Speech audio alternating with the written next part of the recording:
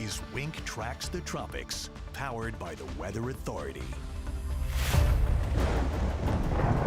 When the tropics are active, timing is everything. The Weather Authority is keeping you prepared. The latest update did come in from the National Hurricane Center. Helene moving north-northeast. Winds have increased up to 90 miles per hour.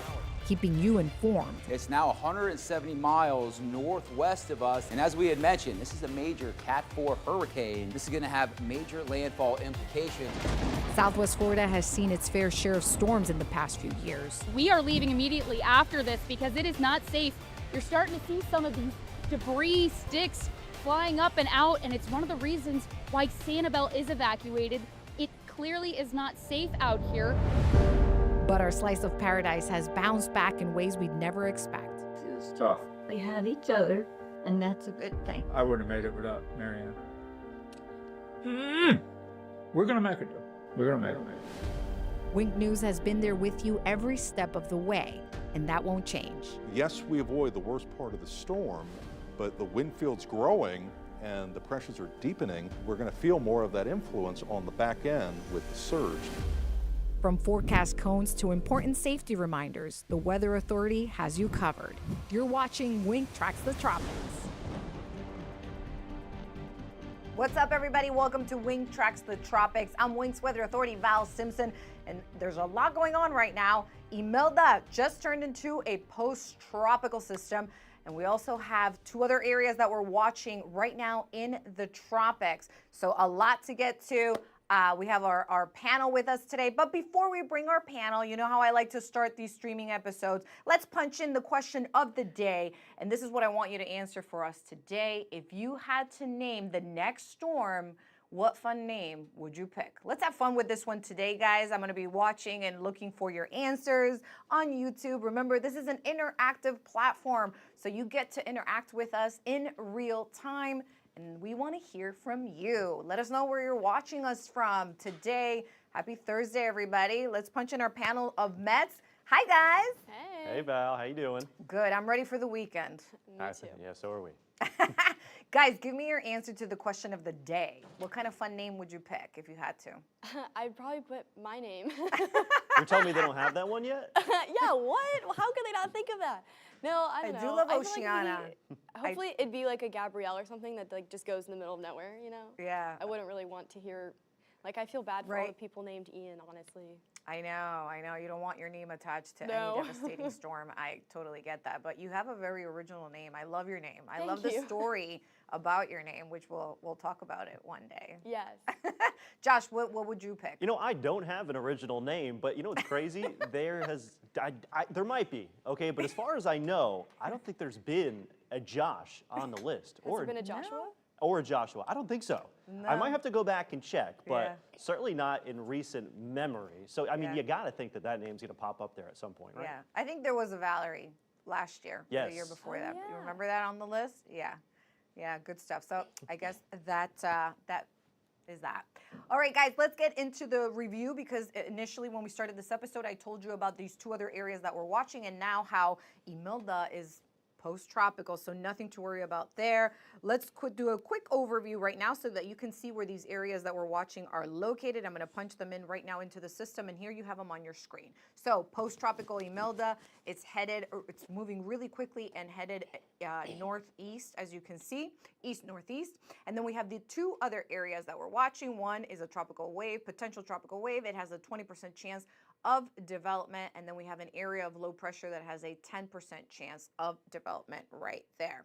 Even though Imelda is a post-tropical system right now, it does have winds of 75 miles per hour, and like I mentioned, it's moving east-northeast at 29 miles per hour, pretty fast right there. And it's going to continue losing intensity as it continues to head into that direction. So notice how it's just moving completely out of our sight, just the way that we like it. Okay, now let's move on and focus on this potential wave that's going to be coming off the coast of Africa.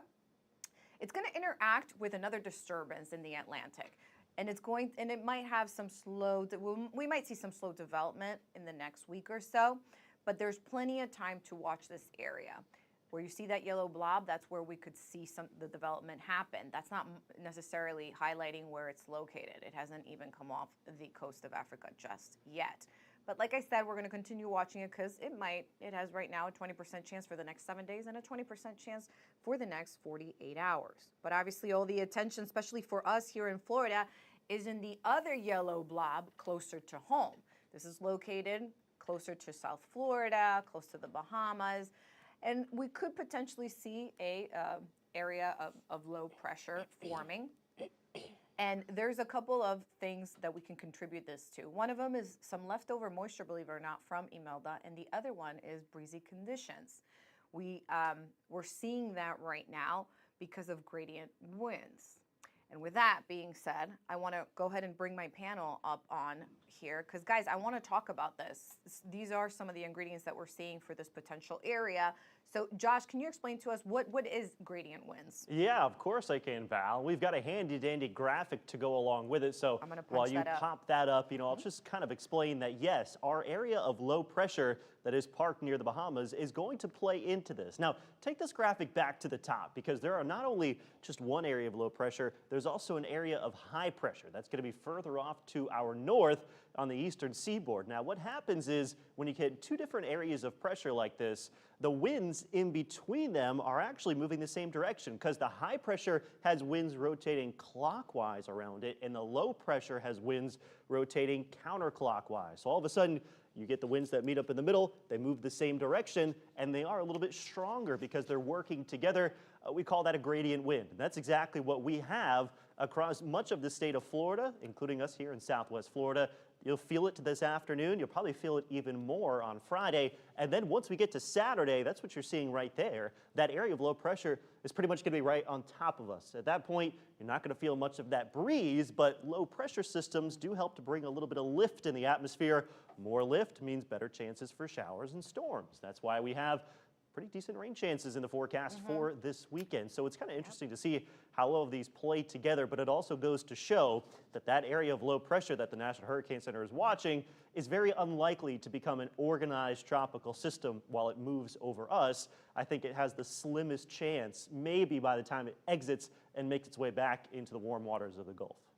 Very good, which is one of the ingredients. And Oceana, can you talk to us then? What can we expect? I know that Josh kind of highlighted a little bit on that, but what could we expect in the next few days for us here locally in Southwest Florida? Yeah, so like Josh said, we're going to have some breezier days, and that's going to help cool us off a little bit, but it's also going to give us some more lift in the atmosphere, like he said. That's going to create more condensation, that's going to create more cloud cover, and also some more moisture is going to, of course, bring some more rain. So we could be in for a rainier weekend. I think we said about 50% of us are going to see showers and storms this weekend, but those are going to be more so in the afternoon. But going back again to what Josh said, we're not really worried about this becoming anything tropical, at least as it makes its way over the state, because land and hurricanes don't mix.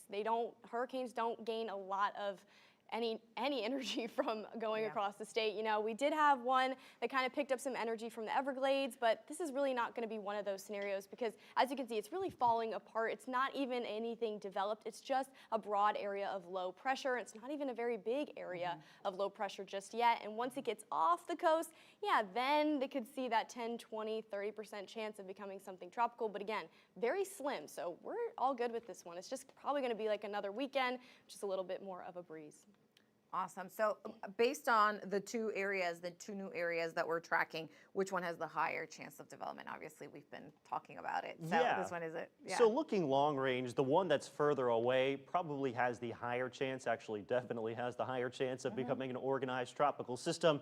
That's not going to happen tomorrow. That's not going to happen this weekend. It probably won't happen Monday or Tuesday either. We're looking at that time frame towards the middle and end of next week that tropical wave will finally start to gain a little steam. There are a few models that are a little bit more bullish on it. Of course, the GFS, the American model, being one of those. Now, a lot of those ensemble models, that's what we like to look at, that show several different possibilities, do take, if something tries to develop more so towards the eastern Caribbean islands, and then again, turns it off towards the north, like we've seen now several storms this hurricane season do. But again, That's about 7 to 10 days in the future, so a lot to change there, a lot of different atmospheric adjustments that the models will account for.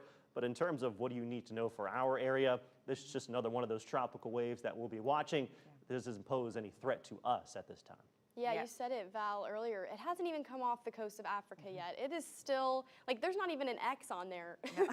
Like, it's really just not there yet. So it's definitely very, very far off in the distance. It's thousands of miles away from us, all the way in Africa. Not something we're worried about at this time. Yeah, I think that a lot of viewers sometimes, as soon as they see the yellow blob, they want to know, where is it headed? I think that's one of the questions, you know. And I think that because it hasn't yet formed, it's very, you know, the confidence of where it's headed, we can't really pinpoint that at this time. But Josh, you made a great point when you said that, you know, it could potentially take that same route that we've been seeing, which is that curve to the northern Atlantic, to the open waters, which has been very favorable for us here in the United States. But then again, you know, it's a 50-50 chance. We also have to watch, make sure that it doesn't continue to move west, because those are the ones, the tricky ones, once they move west. Why is that, guys? Yeah, because once they move west, now you're dealing with a lot more land masses, right? You got our friends in the Caribbean that we watch out for. Obviously, as it moves further west, it gets a little bit closer to the state of Florida. Sometimes when these systems stay a little bit weaker than what they're forecast to be, they do move to the west a little bit longer. Sometimes if they become stronger, quicker, then you see them take that turn towards the north. So that's definitely something that we'll be watching for long term, probably later on next week, if we can actually see something start to take shape. So in case of these both areas, what are some of those ingredients that we need in order for it to become either a tropical depression or a tropical storm? Well, these both need to become a little more organized first. In order to do that, it's going to need a lot less wind shear, a lot less dry air. It's going to need warm waters, which, you know, are plentiful right now, so it definitely has that one.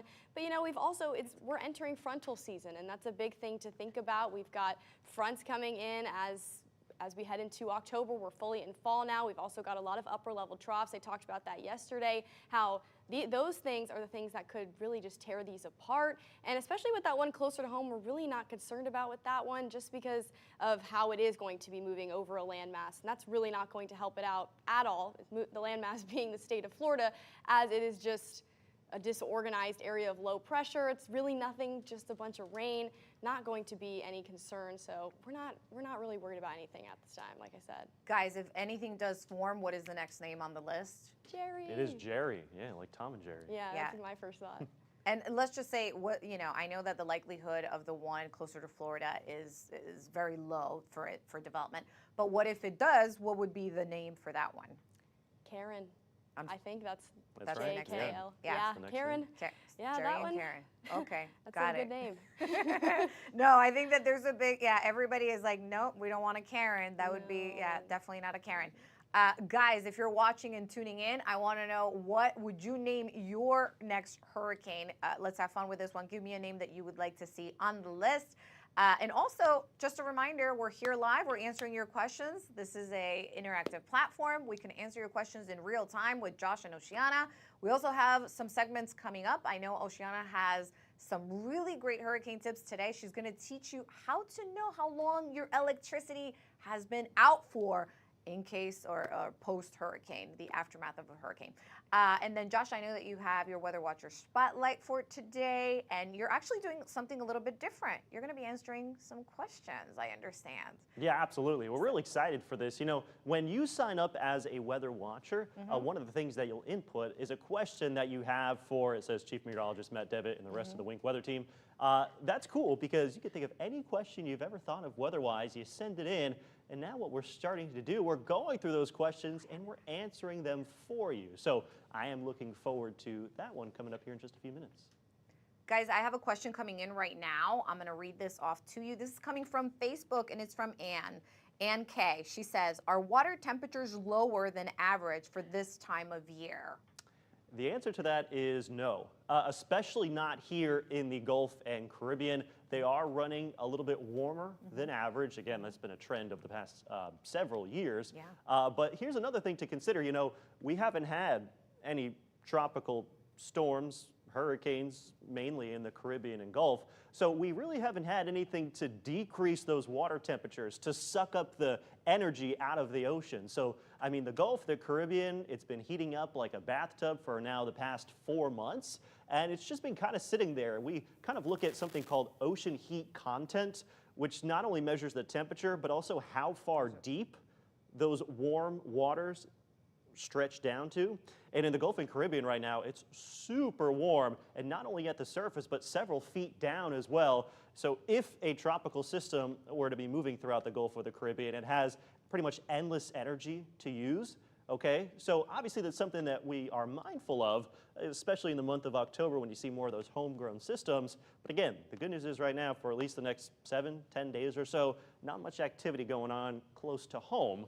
But still something that we'll be keeping in mind in case anything does try to spin up. Guys, a huge shout out to our #1 fan, Tim. He's saying good morning, everybody. Joining late, but he is here and he is watching. So hi, Tim. Thank you for joining us. Okay, I know that we mentioned Oceana's segment. I know this is a very interesting one. Oceana, tell us what you have for us today. In Weather 3, please, Andrew. Yes.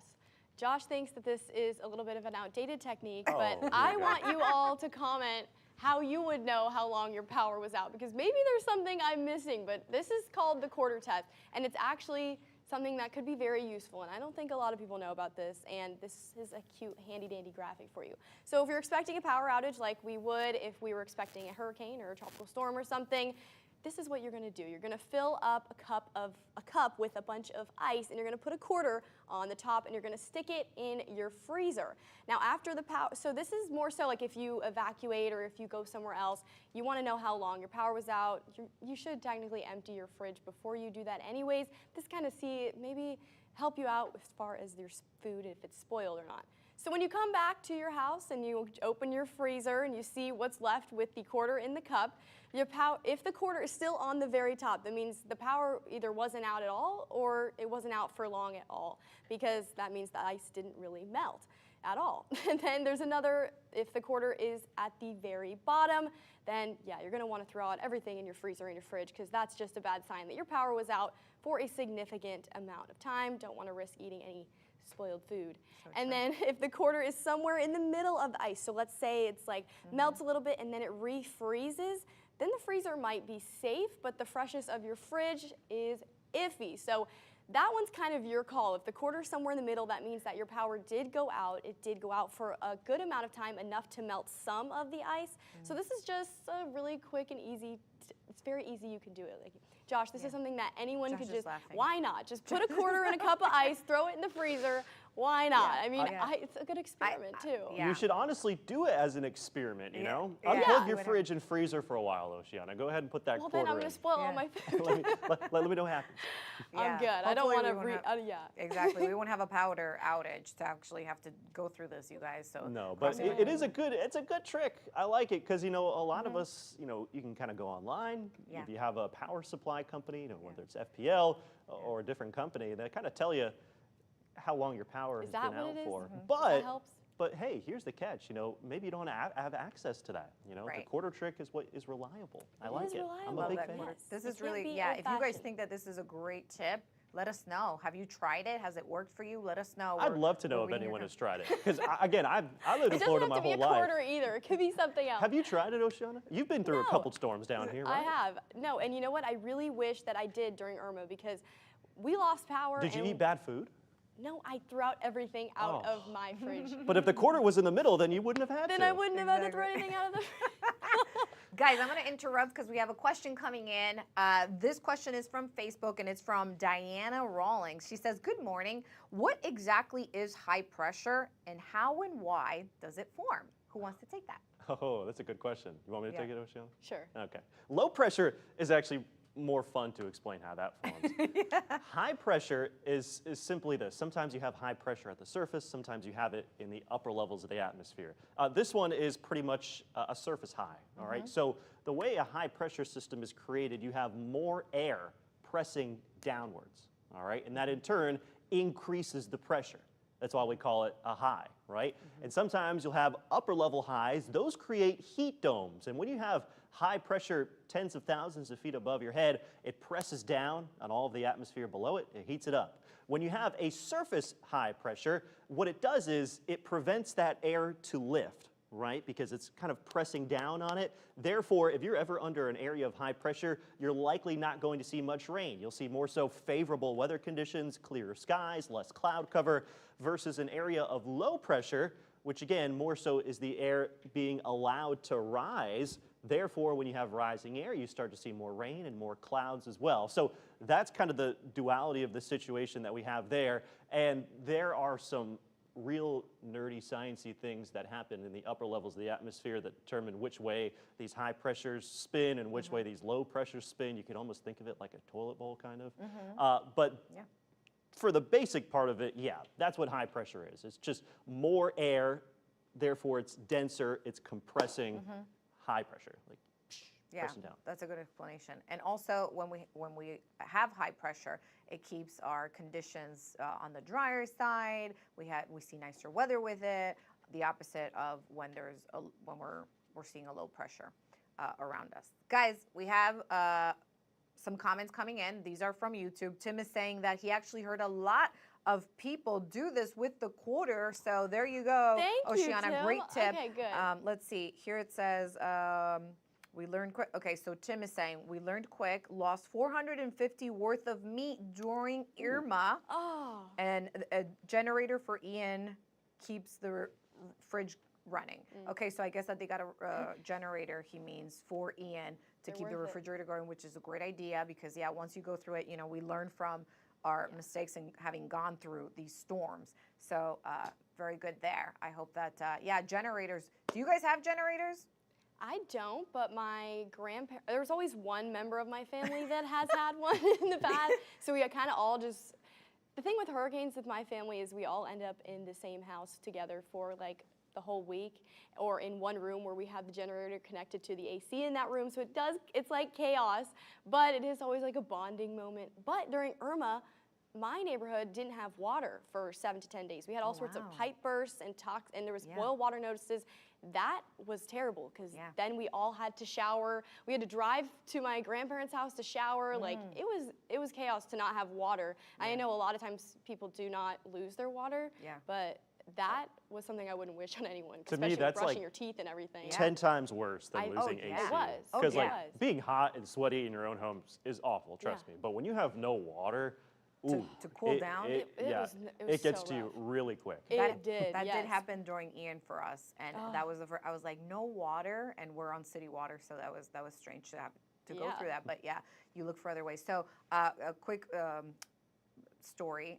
My sister and my brother-in-law are looking to buy a house, and they were between two, and one had a generator already included with it, one of those the new fancy ones that come with the house that are inside the walls, something like that. And the whole family was like, buy the house with the generator because we don't have it. So we were like, just in case. Anyway, we have a comment coming in. I want to read this because I think that today's hurricane tip was everybody's on board with it. Ann Kay, she says she did do the test during Ian, and her quarter was all the way down at the bottom after 12 days. Cry face. So you're gonna remember. Everything's I hear done. you, Ann. Yeah, everything was spoiled, I bet. Let's see. See, I thought this was a pretty common tip. Today I've learned more people do the quarter test than I thought. But Josh really made me feel like it wasn't. So I am so glad, Josh. See? Listen, I'm on board. I just never heard of it. It's great. I love it. All right, this is why I love doing these panels and these conversations, because some people could be for it, against it, or haven't tried it, or maybe it doesn't work. And now we get to hear also from our community, which is great, because it seems like a lot of people have done it and they've tried it and it works for them. Yeah. Okay, guys, moving on. We have our Weather Watcher question of the day. Josh, I know we're doing things a little bit different. Let me punch that. Andrew, give me 1 second here because I do have to look for this graphic, which is the question. So, yes. Yeah, I can kind of talk about the premise of the question before we pop it up. I'm ready. Someone was interested to know, there you go, other than fog, what is the altitude for the base of rain clouds? And there's kind of a part two in terms of, does it depend on, what kind of state you're in? If you're in Florida versus, let's say, in the Northeast, does it actually matter? And the answer is yes. Now, typically, the base of a rain cloud will be at around, let's say, 7,000 feet. That's typically where it's going to be, but in some cases, it can actually be lower than that. Especially here in the state of Florida, you can get those cloud bases even lower, and it's still going to produce rain. And the reason why is just because of how humid it is down here in Southwest Florida. There's something called the LCL. We're getting real nerdy here. It's the lifting condensation level. It's the height at which a parcel of air becomes saturated when you lift it, all right? So this goes back to when we're talking about those areas of low pressure, right? When you have air that is lifting, eventually it reaches a height where all of a sudden that water vapor starts to condense. When it starts to condense, you create clouds, and when it gets too heavy in the clouds, you get rain. And here in the state of Florida, where our atmosphere is so moisture rich, you don't have to lift that water vapor that high, all right? So it can even be below 7,000 feet. But let's say you're in a climate that's a lot drier. Let's say you're in the Midwest or you're in the Northeast, and you don't have all of that same humidity to work with all the time. That air has to lift even higher to reach a certain level where that water vapor starts to condense. So that's a little interesting fact that, yes, in the state of Florida, you can have the bases of rain clouds being lower than what they are up north. Very cool, very interesting. So I hope that that helps. We didn't, oh, do we know who asked that question? I don't remember. I think it was on the question slide. Oh, I think I put it. Okay, let me see. Let's just in case so that we can give a shout out. Because, yeah, you can share your pictures, videos from this private. Oh, there you go. The question is from Mary P. Mary, so hopefully that that helps a little bit there. So if you guys have a question, if you have a video, if you have a picture that you want to share, you can join our Weather Watcher program. You can go to winknews.com, find the link, fill it out. It actually will give you a release for you to sign so that we can have access to your videos and pictures and post them on our social media. Also share them on our newscast and live here on our streaming shows. It also gives you access to a very exclusive group on Facebook. This is where we got that question from today that Josh was able to answer. Okay, guys, let's go ahead and bring the panel back up. Any takeaways from today's episode with everything that we talked about? What do you guys think? Well, we have a couple minutes. Do you want to pop up that tropical outlook map one more time? Yes. Just in case anyone joined late, because again, we've got those two new areas that we're watching. Good point. And Val, I'll let you explain those while you pop those up. Yeah, absolutely. So what you're seeing right here on screen, we have a post-tropical Imelda right now. It's rushing away, moving in that east-northeast direction. No longer something to continue to watch. It's not going to, you see that little dot for Bermuda. Unfortunately, it went right through Bermuda and now rushing away. You know, that's something that we didn't mention last night. Imelda made landfall in Bermuda, and Bermuda's small. It is not easy for a hurricane to pinpoint that island, but it did. It made landfall as a Cat 2. Luckily, Bermuda's kind of built for those kind of storms. I haven't seen many reports out of there yet. Hopefully everyone's doing well, but obviously, you know, they're going to have power concerns, some damage from those high winds as well. But since then, you've seen Imelda's really fizzled on out. Yeah, I saw Greg posted on Facebook his calculations for the chances of a hurricane hitting Bermuda directly, because it is like throwing a dart at a dartboard with your eyes closed, because it's so small. I think it was 0.0001%. Wow. It's like a very low percentage of it getting a direct impact. So go check out Greg's Facebook post if you want. I think that's the number. It's very, very small. It's pretty crazy. Slim. And they dealt with it. And then we also have two areas, a tropical wave that hasn't yet come off the coast of Africa that has a 20% chance of development. It might develop where you see that yellow blob right there under the number 20. And then closer to home, a 20% chance of a low area that might develop there. Not tropical, we don't believe. It's going to go through the peninsula of Florida, and it's going to increase rain chances for us. Maybe once it heads onto the Gulf, it might have a chance, but again, very minimal. So this is what we're watching right now, you guys, if you're just tuning in. But if not, that was a little recap of what we saw today. Anything else, you guys? I think we touched on everything. Try the quarter test. Try the quarter Or not, don't try it, I guess. But keep it in the back of your mind. Well, like if you have a mini fridge or a mini freezer, you know, maybe if you're bored, you can just empty it out, turn it off, See how long it Shut takes for the off, quarter. Yeah. Take the quarter food out test. first. Yeah. Today has been a huge success. I think that should have been the name of this episode, the quarter test. Quarter test. Thank you so much, my panel. You guys are always so amazing. I know you've been working so hard, and you still have time to do this for the community. So thank you very much, and thank you for tuning in. I hope this was great. You learned something new today. And we'll see you again back tomorrow, Friday at 11 o'clock, like every single day, Monday through Friday. Catch you next time. Bye.